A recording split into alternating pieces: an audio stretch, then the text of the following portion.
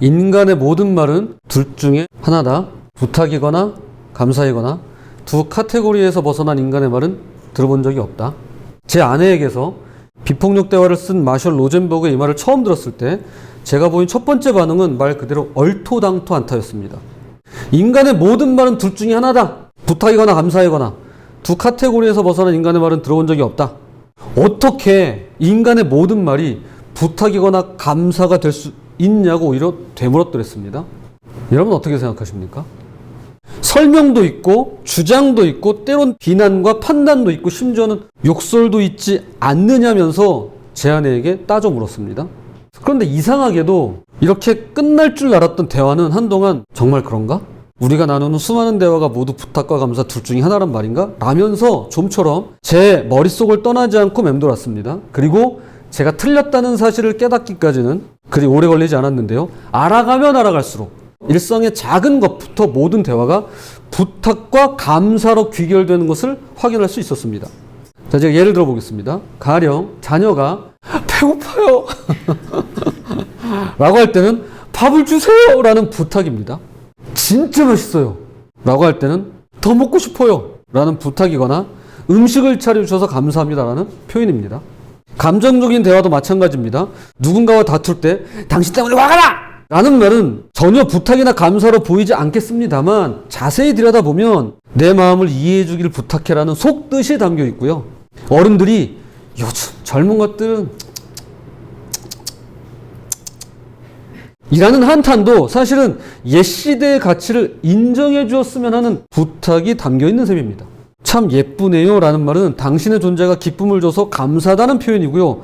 수고하셨습니다 라고 할 때는 노고에 감사를 드린다라는 뜻입니다. 심지어 이제 안개가 많이 끼었지만 오늘 날씨가 좋네요 라는 뜻은 함께 이 순간을 즐깁시다 라는 부탁이거나 이런 날씨를 주셔서 감사합니다 라는 마음의 표현인 것입니다. 결국 우리의 모든 대화는 무언가를 바라는 부탁이거나 이미 받은 것에 대한 감사를 할 수 있는데요. 이 단순하지만 깊은 통찰은 여기서 그치지 않습니다.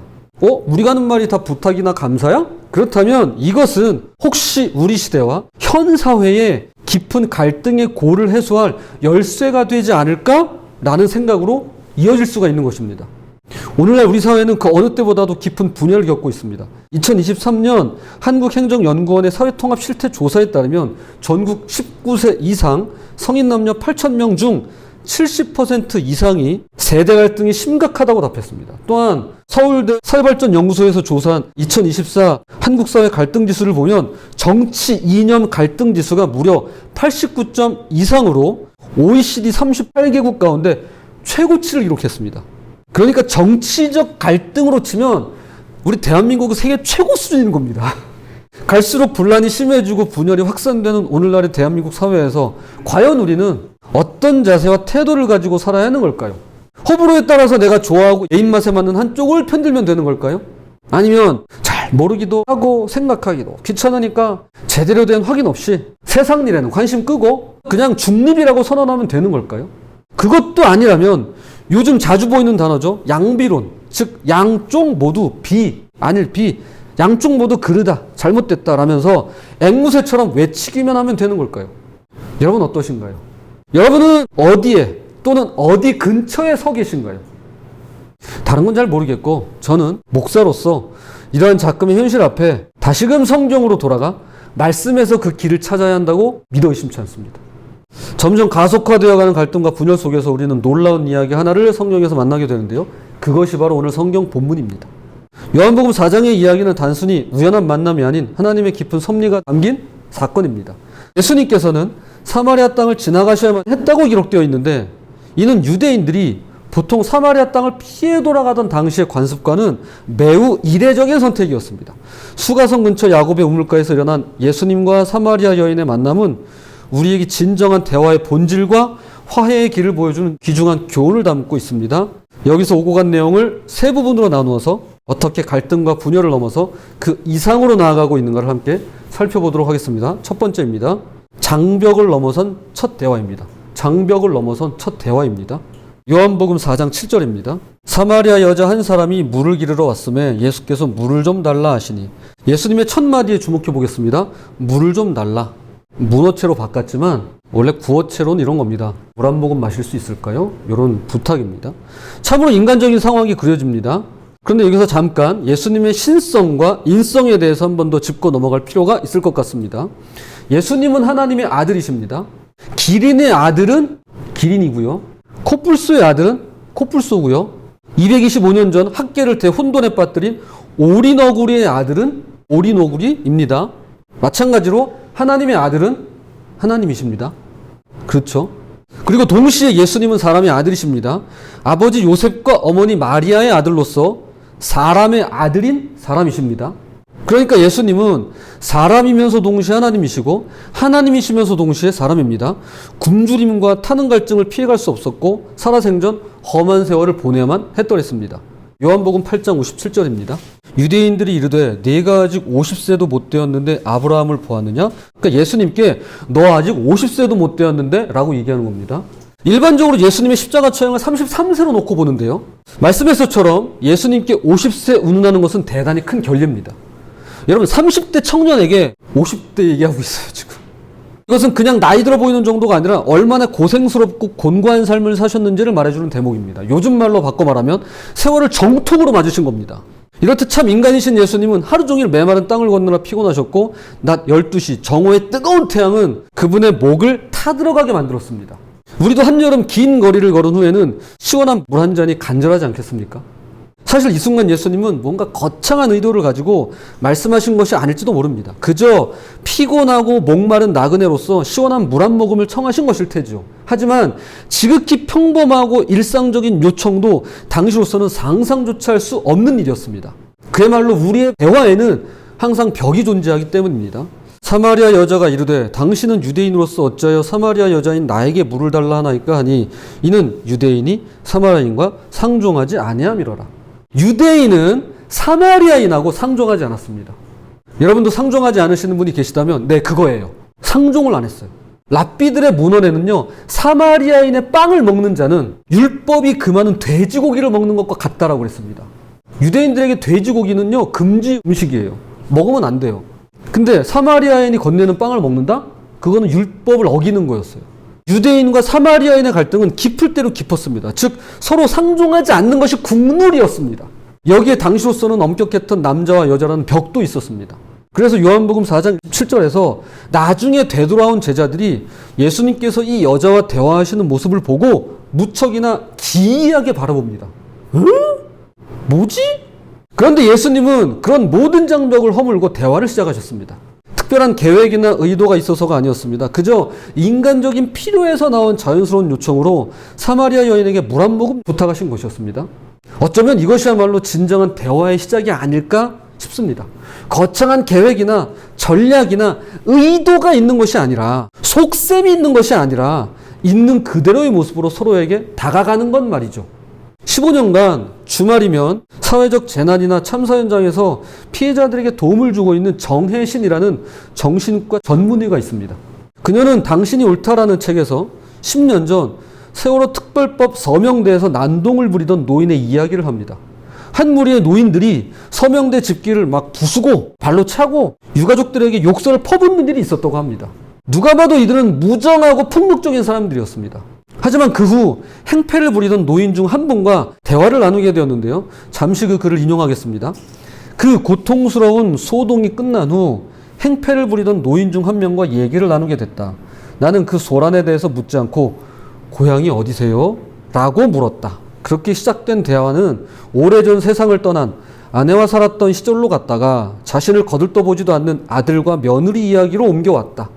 거리에 버려진 부서진 장롱 같은 그의 삶을 듣다가 눈물이 차오르기도 했다. 이 단순한 한마디 질문, 고향이 어디세요? 는 관찰, 느낌, 욕구, 부탁이라는 로젠버그의 4단계를 따릅니다. 관찰, 느낌, 욕구, 부탁. 저자는 그 소란에 대해서 자리에 있던 한 노인을 관찰했고 그 소동이 다 끝난 뒤에 그의 이야기가 궁금하다는 자신의 마음을 인정했습니다. 느낌이죠. 아, 참 궁금하다. 왜 저러실까? 그리고 상대방을 한 인격체로 알고 싶다는 진정한 욕구를 가지고 욕구입니다. 고향이 어디세요? 라는 단순한 질문을 던진 겁니다. 즉 부탁이죠. 이러한 과정이 중요한 이유는 왜 이런 폭력적인 행동을 하십니까? 라는 비난이나 진정하세요! 진정하세요! 라는 훈계가 오히려 상대방의 마음을 더 굳게 닫아버리기 때문입니다. 그러나 판단 없는 관찰과 진정성 있는 부탁은 전혀 다릅니다. 이 노인은 오래전 세상을 떠난 아내 이야기를 하기 시작했고 자신을 거들떠보지도 않는 자녀들 이야기로 이어졌으며 마치 오래된 제방이 무너지듯 급기야 그의 인생 이야기가 쏟아져 나왔던 것이었습니다. 저는 개인적으로 올해 초부터 가정에서 이런 대화를 연습하고 있습니다. 왜 이렇게 늦게 일어나? 요런 톤이 아닌데 왜 이렇게 늦게 일어나? 진짜 요게 좀 비슷한 것 같아요. 나는 판단과 비난 대신에 피곤해 보이는 자녀의 모습을 있는 그대로 관찰하고요. 관찰하고요. 걱정되는 마음을 인정하면서 저의 느낌입니다. 걱정이 되잖아요. 느낌입니다. 자녀의 상황을 이해하고 싶은 마음으로 욕구죠. 이해하고픈 욕구. 그래도 건강을 위해서라도 조금 일찍 잤으면 좋겠구나. 이거 조금 기계적인가요? 건강을 위해서 조금 일찍 잤으면 좋겠어. 라고 부탁을 시도하고 있습니다. 또한 요즘 애들은 이라는 판단과 한탄 대신에 젊은 세대의 모습을 판단 없이 바라보고 미안해서 해나? 진짜 요즘 애들은 이런 판단과 비난이 아니라 그냥 관찰하는 거죠. 그냥 관찰. 젊은 세대의 모습을 판단 없이 바라보고 관찰이고 그들의 생각이 궁금해지는 마음을 인정하는 겁니다. 느낌입니다. 서로를 이해하고 싶은 진심을 가지고 지 욕구죠. 그리고 그렇구나. 넌 어떻게 생각하는데? 라고 요청하고 부탁합니다. 예수님은 한낮에 우물가를 찾은 사마리아 여인을 보셨습니다. 아니 아침에 와가지고 물을 떠가진 않고 이 대낮에 뭐 하는 거야? 라는 색안경을 끼고 판단하는 대신에 그저 물길로 나온 한 사람을 바라보셨습니다. 관찰이죠. 그리고 피곤하고 목마르다는 자신의 솔직한 느낌을 표현하셨습니다. 여기에는 갈증을 해소하고자 하는 그분의 단순한 욕구가 담겨 있었습니다. 그것은 물 한 모금 마실 수 있을까요? 라는 구체적인 부탁으로 이어진 것입니다. 관찰, 느낌, 욕구, 그리고 부탁입니다. 이 네 가지. 저는 예수님께서 보여주신 이 모습이야말로 우리가 마주하고 있는 갈등과 분열의 장벽을 넘어설 수 있는 대화의 첫 관문이라고 보는 것입니다. 사실 대화라는 것, 의사소통이라는 것은 서로 소통하기 위해서 시작하는 건데요. 대화 자체가 벽이 될 때가 있어요. 그걸 극복해보자는 것입니다. 그게 바로 이 네 단계 관찰, 느낌, 욕구, 부탁으로 시작될 수 있다는 것입니다. 이처럼 예수님께서는 먼저 모든 장벽을 허물어뜨리는 대화의 물꼬를 트셨습니다. 그런데 이것은 시작에 불과합니다. 이제 우리는 더 깊은 차원의 대화로 들어가는 예수님의 지혜를 보게 되는데요. 둘째로 편견을 넘어선 대화입니다. 편견을 넘어선 대화. 처음에 나눈 이 대화는 한층 더 깊어집니다. 요한복음 4장 16절. 이르시되 가서 내 남편을 불러오라. 얼핏 보면 갑작스러운 지시처럼 들립니다. 가서 남편 불러와! 이게 그게 아닙니다. 이 여인의 삶으로 한 걸음 더 다가가시는 예수님의 대화입니다. 이 부분을 이해하기 위해서는 당시의 문화적 배경을 살펴볼 필요가 있겠습니다. 신학자 크레이그 키너는 그의 책 요한복음 주석에서 본문의 중요한 관점을 제시합니다. 당시 여성이 5번의 결혼을 한 경우, 여기 본문에 5번 결혼했다고 나와 있어요. 5번의 결혼을 한 경우 그것은 대부분 계대 결혼과 관련이 있었다고 합니다. 계대 결혼, 형사취수법, 수혼법, 레비르혼 다 같은 말인데요. 남편이 죽으면 사망 시에 그 형제나 가까운 친척이 미망인과 결혼하여서 가문의 대를 이어가는 것입니다. 창세기 38장의 시아버지 유다와 며느리 다말의 경우가 그러했고요. 룻기에서 나오미의 친척인 보아스가 며느리 룻과 결혼한 경우가 그러합니다. 이것은 신명기 25장에 나오는 규례로 과부가 된 여인을 보호하고 가문의 대를 잇기 위한 제도였습니다. 물론 겉으로 보기엔 5 남편과 살았다니 정말이지 부도덕하군! 이라고 사마리아 여인을 판단하기가 무척이나 쉽겠지만 아마도 당시 사람들은 그렇게 수군거렸을 테죠. 그러나 만약 이것이 계대 결혼의 경우라고 한다면 그녀는 남편의 죽음을 5번이나 경험한 깊은 상처를 지니고 있었습니다. 남편을 5이나 잃었다? 이거는 상당한 큰 충격인 거죠. 이것은 쉽게 판단할 수 없는 가슴 아픈 사연임에 틀림없습니다. 아마도 사마리아 여인은 그런 사람들의 수군거림과 판단의 시선을 견뎌야만 했을 것입니다. 그래서 다른 여인들이 나오는 시원한 아침이나 저녁이 아닌 뜨거운 정오에 홀로 우물을 찾아야만 했을 테죠. 그런데 주님은 그녀의 겉모습이 아닌 그 내면의 아픔과 슬픔을 이해하고 계셨던 것입니다. 요한복음 4장 18절입니다. 너에게 남편 5이 있었고 지금 있는 자도 내 남편이 아니니 내 말이 참되도다. 이 말씀은 그녀의 괴로운 현실을 드러내시되 정죄하지 않고 있는 모습 그대로를 받아들이시는 예수님의 태도를 보여줍니다. 우리 시대에도 이런 깊은 이해가 필요한 순간들이 있습니다. 앞서 본 정혜신 박사의 이야기가 그러하죠. 처음에는 난동을 피우는 노인을 보고 누구라도 폭력적인 사람이라고 판단하기가 쉬웠을 것입니다.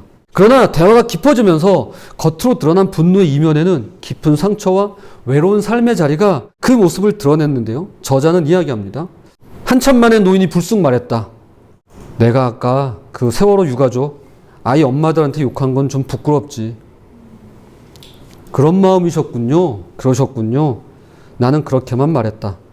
사과를 받고자 시작한 얘기가 아니었지만 노인은 사과를 했다. 사과라는 말을 입 밖에 내진 않았지만 노인의 마음속에 미안함이 조금씩 고이고 있다는 걸 대화 중에도 느낄 수 있었다. 결국 진심 어린 대화는 닫힌 마음을 열어 스스로 행동을 돌아보게 만듭니다. 마음문을 열어! 그러면서 말로 그냥 막 빗장을 널어 제치려고 하는데 이거는 제가 볼 때 좋은 방법이 아니에요. 오히려 이건 폭력이 될 수 있는 것 같고요.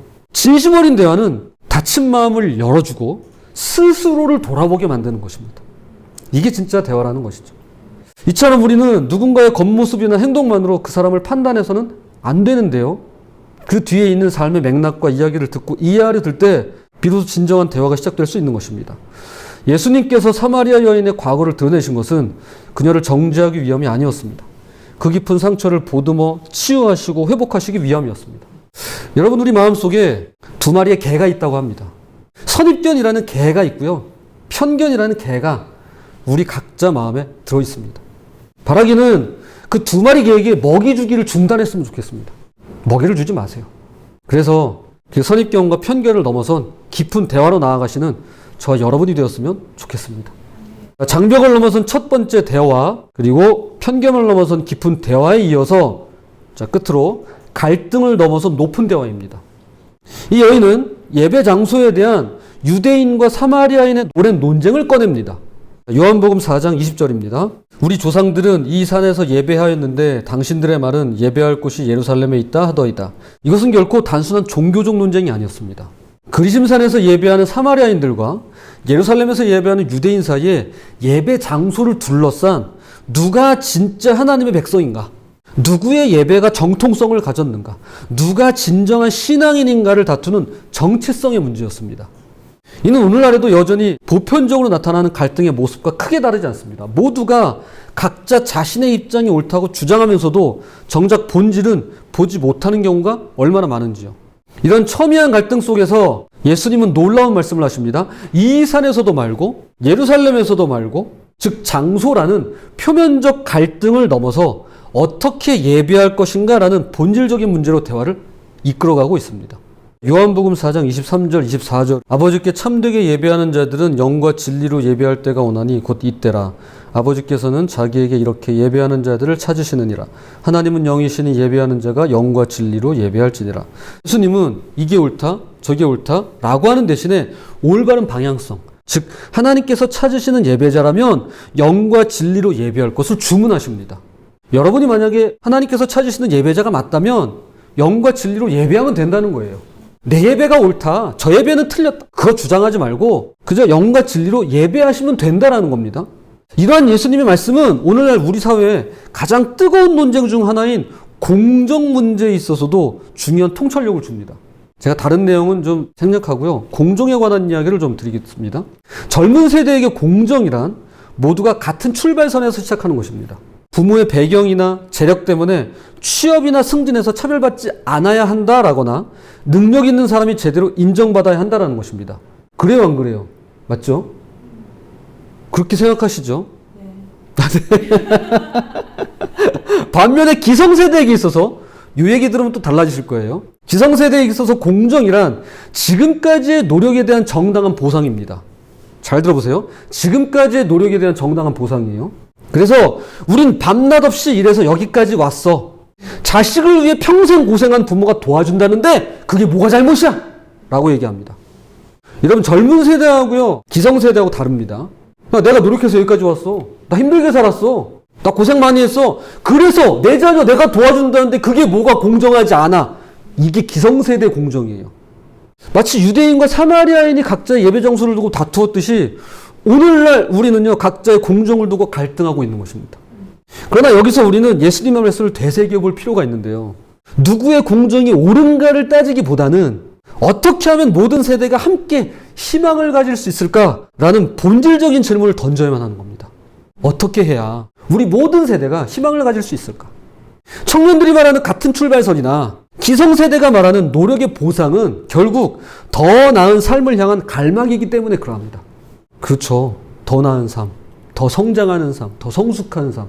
우리 그리스도인들이라면 더 하나님께서 기뻐하시는 삶. 이것은 유대인과 사마리아인 모두 진정한 예배를 드리고 싶어하는 것과 같은 맥락입니다. 우리 다 진정한 예배 드리고 싶어하는 거예요. 우리 다 같은 희망을 가지고 살고 싶은 거예요. 더 나은 삶을 원하는 것뿐이에요. 이러한 예수님의 해결 방식은 교회 안에서도 적용될 수 있습니다. 제 얘기를 잠시 하겠습니다. 15년 전에 제가 한 교회에서 수련전도사 있을 때 일입니다. 예배 방식을 두고 세대 간의 일종의 벽과 같은 단절이 있었습니다. 장년층은 찬송가와 설교 중심으로 경건하게 드려야 진정한 예배다 라고 보통 말하고요. 청년들은 형식적인 예배만 드리면 뭐하냐며 열정적인 찬양과 자유로운 기도가 진정한 예배다라고 사실 제가 있었을 때 갈등을 빚었더랬습니다. 그때 저희는 어떤 예배가 옳으냐를 따지는 대신에 어떻게 하면 모두가 함께 은혜로운 예배를 드릴 수 있을까를 고민했고, 그 결과 매달 마지막 주일 오후 초등학생부터 할아버지 할머니까지 함께하는 찬양 예배를 드리기 시작했더랬습니다.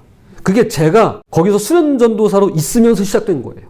제 아내는 아마 기억할 겁니다. 당시 제가 성목을 하고 찬양 인도를 할 때면 늘 빠지지 않고 불렀던 1순위 찬양이 있었습니다. 지금도 잃을 수가 없어요. 제가 사실 예배드리기 전에 리허설 같은 걸 해야지. 한번 처음부터 다시 해봐요. 근데 그때 제가 그 찬양을 다시 들어봤어요. 근데 왜 갑자기 눈물이 나는지. 다행인 건 미리 울어서 안 울 거라는 거. 이런 찬양이에요. 하나님께 죄를 지어 마음이 괴로울 때 두려워 마세요. 용기를 내세요. 숨김없이 말하면 나의 죄를 용서하세요. 흰 눈처럼 양털처럼 하얗게 씻어주세요. 이거 잘 몰라요. 실은요, 왜 모르냐면 이게 유년부 학생들이 부르는 찬양입니다. 그런데 제가 이 찬양을 연합 예배 드리는데 예배 드릴 때마다 제가 이 찬양을 했어요. 그러면 이 찬양을 예배 시간에 부르면 나이 지긋하신 이 어르신들이 그렇게 좋아하셨습니다. 이걸 그렇게 따라 부르는 거예요. 좋아하시더라고요. 그때 다 함께 드리는 예배를 통해서 서로의 방식이 다르지만 색다른 은혜를 경험했던 기억이 납니다. 예수님께서 보여주신 더 높은 차원의 대화는 오늘날에도 여전히 유효합니다. 내가 맞냐 너가 맞냐라는 시시비비라던가 서로의 입장 차이를 주장하기보다는 함께 더 높은 차원의 해결책을 찾아가는 것, 이것이야말로 진정한 변화의 시작이 될 수 있는 것입니다. 더 높은 차원, 더 높은 곳을 바라봤으면 좋겠습니다. 이제 말씀의 이론을 맺도록 하겠습니다. 오늘 본문을 통해 살펴본 예수님과 사마리아 여인의 대화는 인간의 모든 말이 부탁이거나 감사이거나 둘 중에 하나임을 완벽하게 보여줍니다. 그리고 이 두 가지 범주를 벗어난 인간의 대화란 없는 겁니다. 없습니다. 여러분이 하는 모든 말은 부탁이거나 감사합니다. 그 나머지는 없습니다. 처음에는 물을 좀 달라는 단순한 부탁으로 시작한 대화가 점차 깊어져 갔고, 마침내는 진정한 예배 본질이라는 높은 차원의 대화로까지 이어졌습니다. 그리고 결국 여인은 이렇게 고백하게 됩니다. 요한복음 4장 29절. 내가 행한 모든 일을 내게 말한 사람을 와서 보라. 이는 그리스도가 아니냐 하니. 이것은 마을 사람들을 향한 단순한 초대가 아니었습니다. 사마리아 여인은 자신의 모든 것을 알고도 받아주신 예수님께 대한 감사, 그리고 이 놀라운 만남을 다른 이들과 나누고 싶은 감사의 표현으로 이어진 겁니다. 정혜신 박사가 만난 노인의 경우도 그러합니다. 고향이 어디세요? 나는 부탁으로 시작된 대화에서 그분은 처음으로 자신의 이야기를 진정으로 들어주는 사람을 만났으며, 내가 아까 세월호 유가족 엄마들한테 욕한 건 좀 부끄럽지 라는 말은 자신의 이야기를 끝까지 들어준 것에 대한 감사가 있었기에 가능한 고백이었습니다. 나의 지긋하신 어르신께서 어린 아이들의 찬양을 함께 따라 부르며 눈물 짓는 모습은 그야말로 세대를 초월해 역사하시는 주님의 은혜를 향한 감사의 표현이라고 할 수 있는 것입니다. 골로새서 4장 6절입니다. 너희 말을 항상 은혜 가운데서 소금으로 맛을 냄과 같이 하라. 그래야면 각 사람에게 마땅히 대답할 것을 알리라. 이 요리에서 빼놓을 수 없는 게 소금 아니겠습니까? 여러분, 우리의 말에 주님이 소금을 칠합니다. 맛을 내시기 바랍니다. 맛깔스럽게 여러분, 글쎄요, 뭐 그 당시는 소금이라고 했지만 요즘 말로 하면 MSG라고 하면 될까요? 미원 좀 넣으시고 다시다 조금 넣으시면 될까요? 부디 올 한 해 항상 은혜 가운데 소금으로 맛을 냄과 같이 연습하고 훈련하고 시행착오를 거쳐가면서 우리의 언어 생활이 부탁과 감사라는 범주를 벗어나지 않았으면 좋겠습니다.